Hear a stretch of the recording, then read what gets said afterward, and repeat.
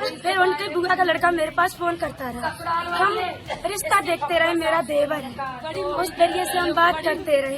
यहाँ पे मिलने आया, बाबू से बोला बाबू चलो टॉफी खाने चल रहे हैं। मैंने बाबू दे दिया, मैंने कहा अपना ही तो बहुत ही धोलेदार है। मेरी सर उस बच्चे से कोई दुश्मनी नहीं थी। तो क्यों मारा तूने फिर? ये सवाल आप लड़की से कर लेना। हा? ये सवाल लड़की से करना। वो लड़की मैरिड थी, मैंने कहा तुम पहले अपने डिवोर्स ले लो, और बाबू जो है तुम्हारा बेटा वो तुम्हारा पहला पति मांग रहा है उसके लिए।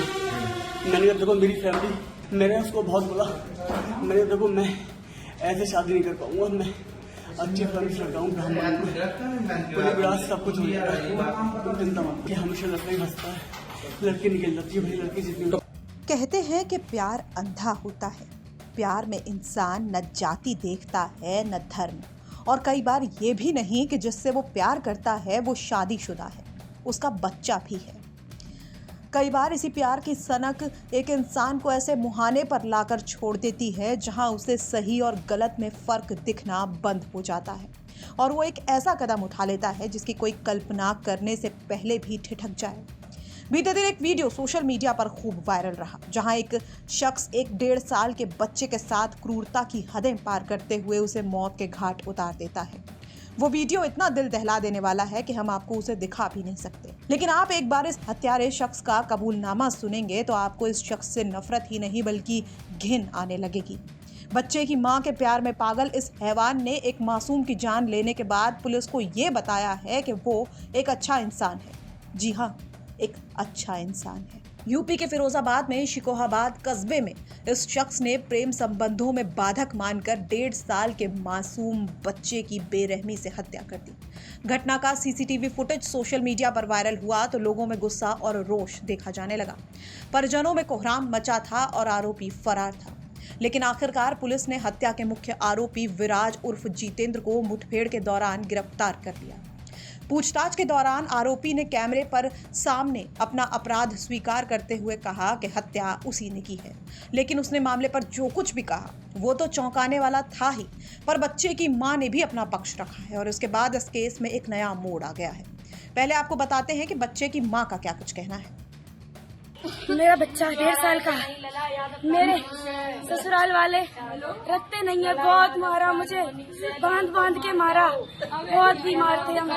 मेरी मम्मी हमें ले आई, हमने फोन किया, चुपचाप ले आई, की हालत में छोड़ा था। फिर उनके बुआ का लड़का मेरे पास फोन करता रहा।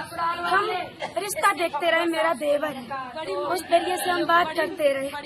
फिर बोला हम मिलने आ रहे हो, वो आया, उनसे बोला शादी कर लो, हमने कहा नहीं, मेरे पास एक बच्चा है ना। तो यहाँ पे मिलने आया, बाबू से बोला बाबू चलो टॉफी खाने चल रहे हैं।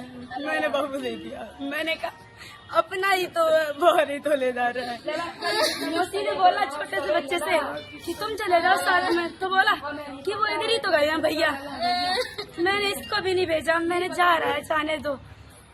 उसने ऐसे मारा मेरे। वहीं आरोपी शख्स पुलिस को अपने बारे में क्या कुछ बता रहा है, सुनिए। मेरी सर उस बच्चे से कोई दुश्मनी नहीं थी। तो क्यों मारा तूने फिर? ये सवाल आप लड़की से कर लेना। हा? ये सवाल लड़की से करना। भाई आप तूने मारा लड़का तो जानवरों को भी नहीं कोई मारता। वो लड़की मैरिड थी, मैंने कहा तुम पहले अपने डिवोर्स ले लो, और बाबू जो है तुम्हारा बेटा वो तुम्हारा पहला पति मांग रहा है उसके लिए। मैंने कहा देखो मेरी फैमिली एग्री नहीं होगी, ऐसे पुलिस विरासत सब कुछ ठीक हो जाएगा, समय के साथ साथ मैंने कहा कुछ ठीक नहीं होगा।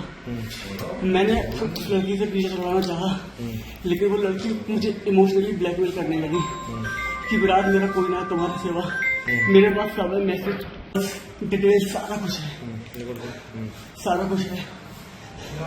मैंने उसको बहुत बोला, मैंने देखो मैं ऐसे शादी नहीं कर पाऊंगा, मैं अच्छा फैमिली से लड़का हूँ, पूरे विरासत सब कुछ हो जाएगा, तुम चिंता मत करो।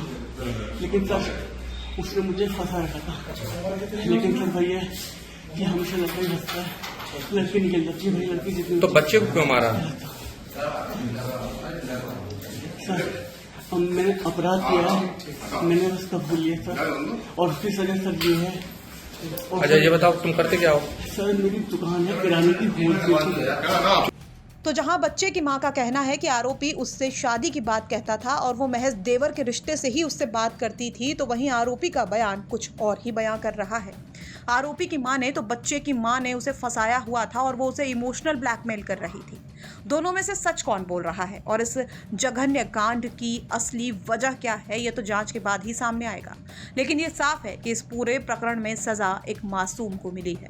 वो मासूम जिसका कोई दोष नहीं था, जिसको ये तक नहीं पता था कि अपना कौन है और पराया कौन। देखिए, थाना सिकोहाबाद अंतर्गत यादव कॉलोनी का मामला है। एक 1.5 वर्षीय बच्चे की हत्या हुई थी।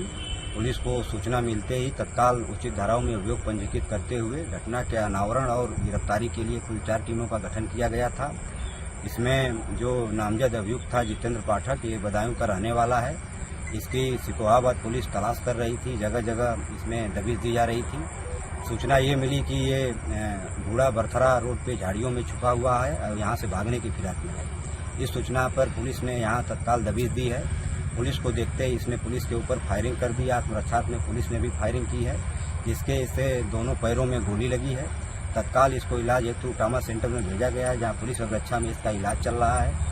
इसके पास से जो बरामदगी हुई है, अवैध तमंचा 315 बोर जिंदा और खोखा कारतूस बरामद हुए हैं।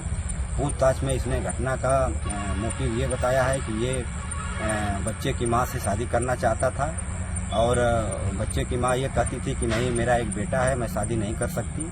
और इस बात से इसने ये सोचा कि बच्चे को रास्ते से हटा देंगे तो हमारी शादी हो जाएगी। इसी बात को लेकर इसने बच्चे को हटाने की नीयत से, रास्ते से हटाने की नीयत से इसने उसकी हत्या कर दी और इस घटना को अंजाम दिया। इसमें फिलहाल इसका हम लोग पुलिस अभिरक्षा में इलाज करवा रहे हैं। इसमें जल्द से जल्द साक्ष्य संकलन करते हुए हम लोग चार्जशीट कोर्ट में सबमिट करेंगे और माननीय न्यायालय से अधिक सजा जल्द से जल्द कराने का हम लोग इसमें प्रयास करेंगे। इस पूरे घटनाक्रम से सूबे में गुस्से और शोक का माहौल है। परिवार में मातम पसरा है और पुलिस मामले की जांच कर रही है। मामले पर अब आगे क्या कुछ होता है, ये देखने वाली बात होगी। फिरोजाबाद से सुधीर शर्मा की रिपोर्ट, यूपी तक।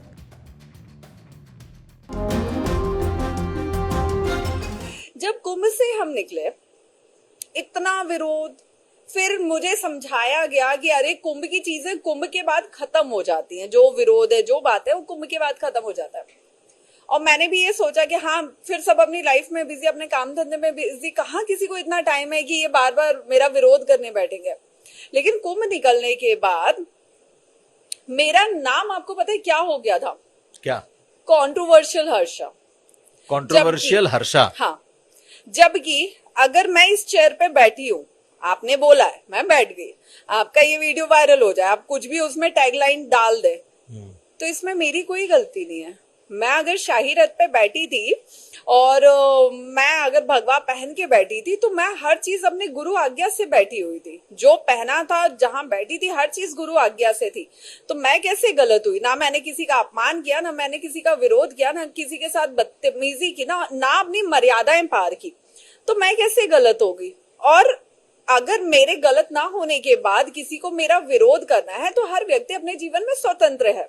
अब महाकुंभ से निकलने के बाद मैं जहां भी जाती, जिससे भी मिलती, या कुछ साधु संतों से, क्योंकि विरोध इतना हो गया था, मुझे यह था कि मुझे धर्म के ही रास्ते में चलना है। अब धर्म के रास्ते में अगर मुझे चलना है, तो मुझे साधु संतों का सानिध्य चाहिए, उनका मार्गदर्शन चाहिए।